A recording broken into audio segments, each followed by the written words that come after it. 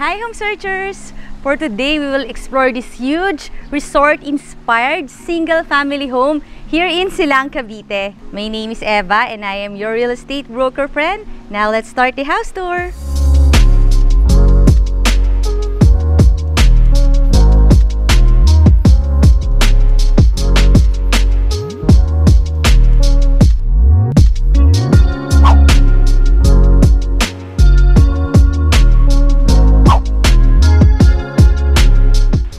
Because this is the best part of the property, kaya dito tayo nag-intro. Pero more on this later. Doon muna tayo pupunta sa harapan ng house. So, let's go! Ang lot area ng property is 3,529 square meters, kaya napakalaki. Nandito pa lang tayo sa harapan. Tapos kasya dito mga 7 to 8 cars. Oh, may garden ka pa rito sa harapan. May mga malalaki ng puno. Actually, single family home lang talaga nila to. Ginagamit nila to as house lang nila, pero para sa akin mas mukha siyang resort. Kaya kung gusto mo siyang i-convert as your future resort, pwedeng-pwede. Tapos ang dami ng space dito for parking. So I think mga kasya dito kahit mga 7 cars, yung mga SUV or yung malalaki talagang sasakyan. Meron kang gate doon, meron din doon sa isa. Ito parking po. Ayan. So this is our facade na napakalapat, kaya very good for a future resort. Pero papasukin natin ang iyong future house. Let's go! And welcome to your house here in Silang, Cavite, na napakalapit lang sa Tagaytay. Siguro mga 3 to 5 minutes away sa Tagaytay at only mga 10 minutes away sa Nuvali. Pero bago ko i-start yung ating house tour dito, syempre request ko rin na i-click mo na yung subscribe button ng ating channel na Home Search Philippines para updated ka lagi sa mga videos ng magagandang houses. At eto na nga yung iyong house cum resort.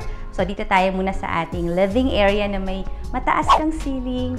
Ayan, ang nice ng kanilang chandelier. So, malaki to yung living space. Tapos, meron ditong access papunta sa parking. Ito nga yung sinasabi ko, kung tatlo, pwede pa dyan. At covered parking yan.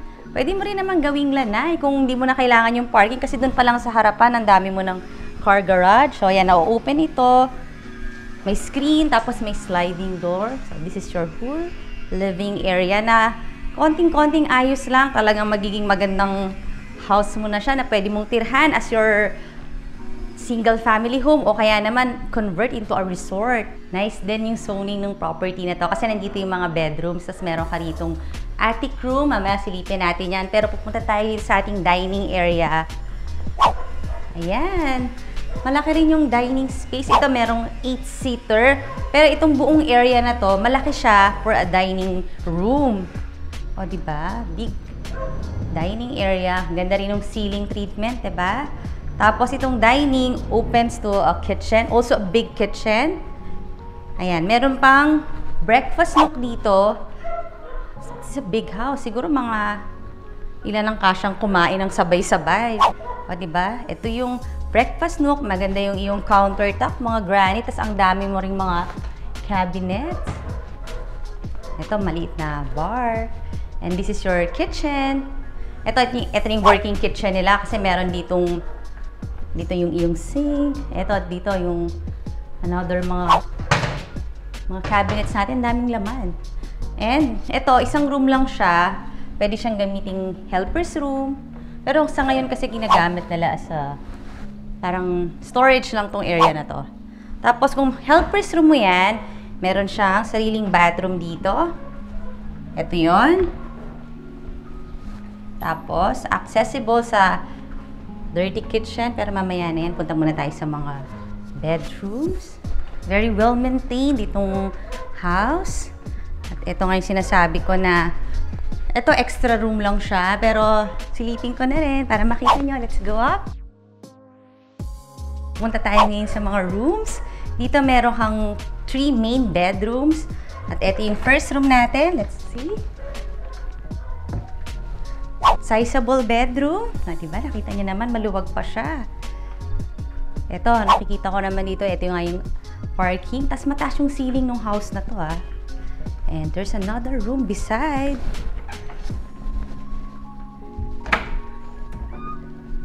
Ito naman. A little bit smaller kaysa dun sa nauna. Pero kung maglalagay ka ng queen size bed, pwede rin. At mataas din yung ceiling. Titingnan na natin yung master bedroom. Ito yun. And this is your huge master bedroom na mataas yung ceiling. Malaki siya, di ba? Meron pa silang space dito just in case gusto mo mga talagang gawan to ng maliit na living area, pwede rin. At may sarili siyang bathroom. Tingnan natin. And also a big bathroom. Look. Laki, di ba? Ng iyong master bathroom. At ang magandang part talaga nitong property na to, yung sa labas.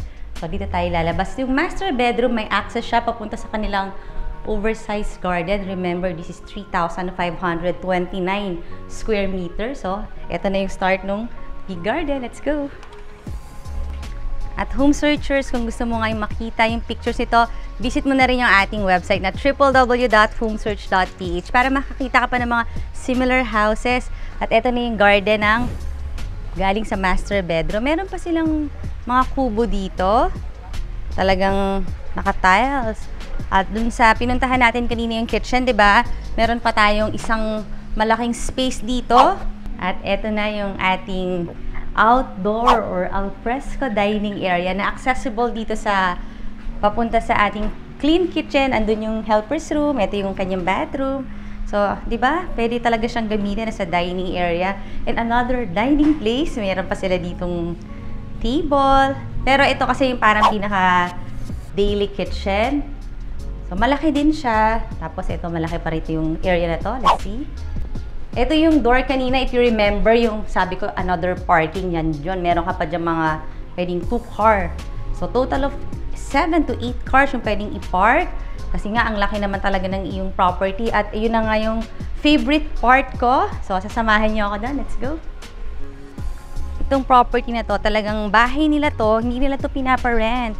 So, yung mga nagsuswimming pool, sila lang talaga yung family. Pero dahil nga parang gusto nila yung resort inspired, kaya napapansin nyo, napakadaming kubo. So, pag may mga family gatherings, yung mga relatives lang, or mga friends, dito sila nagstay, may mga kubo dito na pwedeng matulog. Tingnan natin dito. This is just parang another kitchen, kasi may nakikita akong mga lutuan or kalan. So, dito rin pwedeng kumain. Tapos, itong mga kubo-kubo na lang to.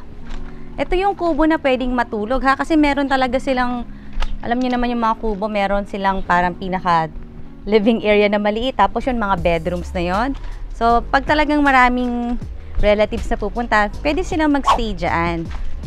Ito pa, another kubo na may sariling bedroom, 1 bedroom kubo.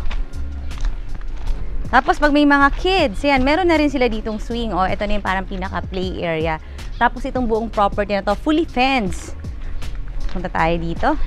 Ang ganda po, may mga puno. So kung gusto mo rin siyang gawing farm resort, garden resort, pwede. Kasi kagaya nito, may mga talagang malalaking puno na. Ito ang tawag naman sa mga ganitong kubo, entertainment kubo. Kasi ito talaga, open lang siya, hindi siya tinutulugan. Ayun, meron nga sila doon parang TV, pwedeng manood, pwedeng kumanta, video okay. Isa pa dito, punta tayo. Ito na yung glass kubo nila. Ang maganda din sa pwesto ng kubo na to, napakalapit lang sa swimming pool. Sa ating 7 feet swimming pool. Tapos itong property na to, may mga gardens pa sa gilid. So, check na rin natin. Let's go. O, diba? Meron ka pang maliit na upuan dyan. Tapos yung mga gilid nga ng property, bukod sa mataas yung fence niya, marami ka pang space para just in case gusto mo magtanim, pwedeng ng vegetation, ng mga herbs, sa mga puno. Ayan, malaki pa yung space mo. So, bagay na bagay ito sa mga mahilig mag-garden. Tapos, ang maganda pa, medyo yung terrain niya may pagka-sloping ng konti. So, ang ganda niya, ayusan. Pupunta na tayo sa may swimming pool area. Let's go. Home searchers, kung gusto mong malaman yung price and full details nito, nandyan lang sa description box below the video at reasonably priced. Ito na yung way papunta sa ating swimming pool area. Oh, ang ganda, 'di ba? Napakadaming puno nitong property na 'to. Tapos ito na yung sinasabi ko na akala ko talaga resort tong property na 'to. Yung pala gusto lang nila talaga sa bahay nila na resort inspired. So ito yung space na pwedeng maglagay pa ng mga table and chairs pag may mga visitors. Maganda rin yung pagkaka-landscape ng property, 'di ba? Parang maintain din even yung mga plants, yung mga trees. Ito yung mga klase ng property na masasabi kong pandemic proof. Kasi pag, di ba, pandemic, nasa loob ka lang ng bahay. Dito, ang dami mong pwedeng gawin. Siyempre, di ba, kailangan mong ayusin ang mga plants mo, alagaan sila. Ito, meron, hindi ko alam kung anong tawag dito. Siguro dito nagtatanim yung may-ari. Mga plant box ba?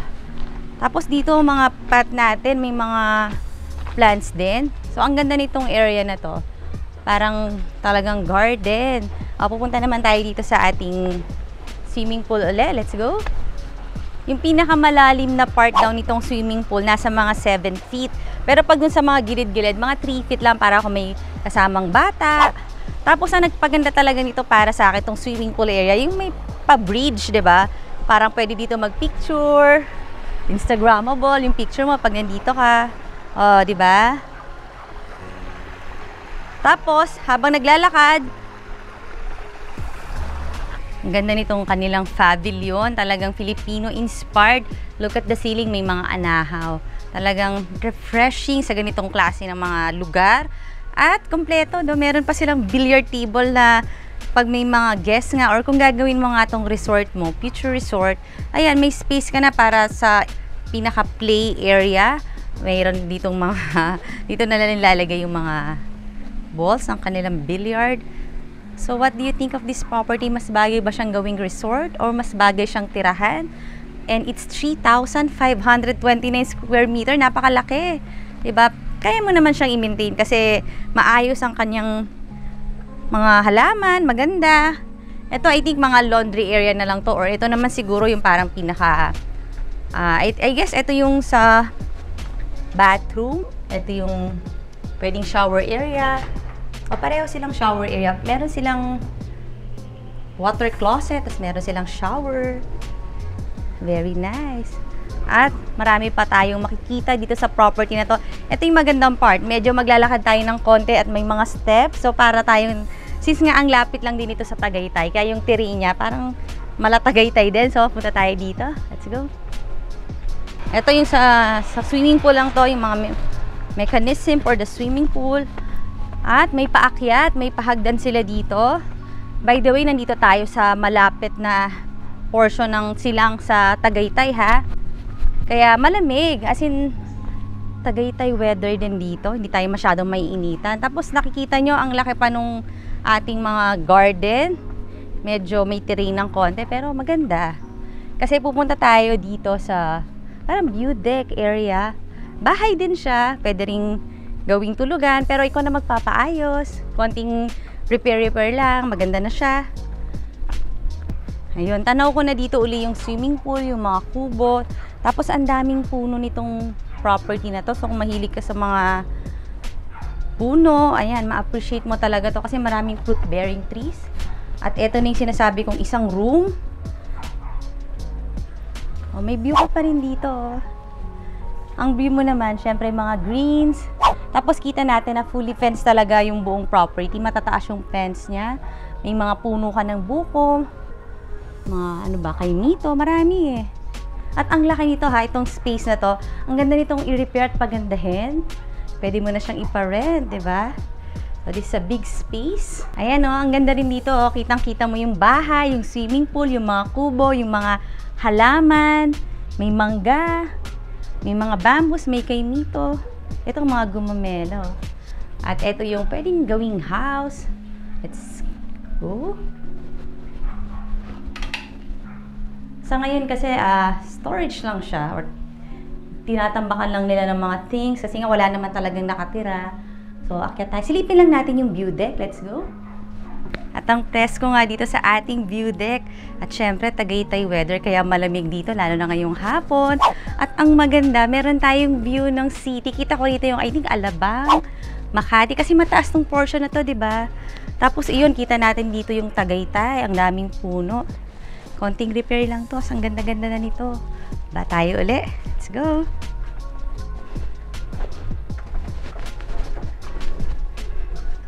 Home searchers, kung naghahanap ka nga ng bahay na may kasama ng resort, na may kasamang farm, eto na yung talagang best para sa'yo kasi napakalaki talaga nito.